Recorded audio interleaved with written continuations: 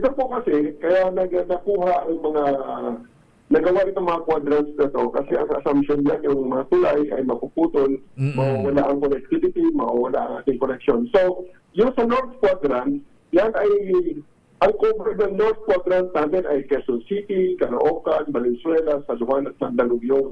Kaya pag nandito kayo sa mga lugar na to, pag nangyari yan, ang evacuation center diyan ay yung veterans, yung veterans.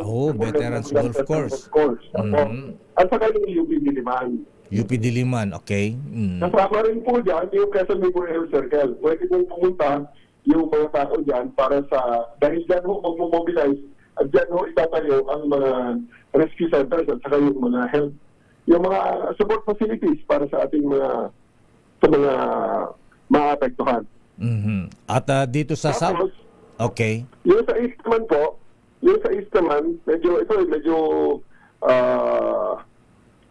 mabigat ang ina-expect dito na mangyayari sapagkat dito dumadaan ang valley po, yung West Valley Fault.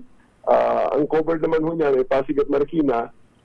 Kaya ang nandyan po, ang naka-designate na evacuation center dyan sa Ultra, kung nandito ka sa Pasig, sa Philsports Arena. Tapos yung day po ng Santolan sa may Marcos Highway.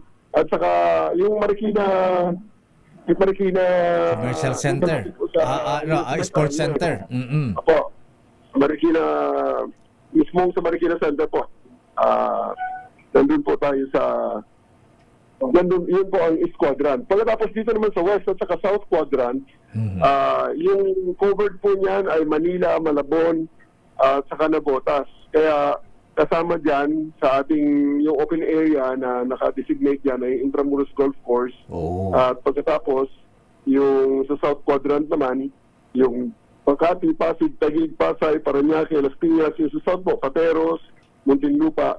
Ito naman po sa Villamor Air Base naman, sa golf course ng Villamor Air Base. So, ito po mga open areas. Ito po yung designated na rallying points.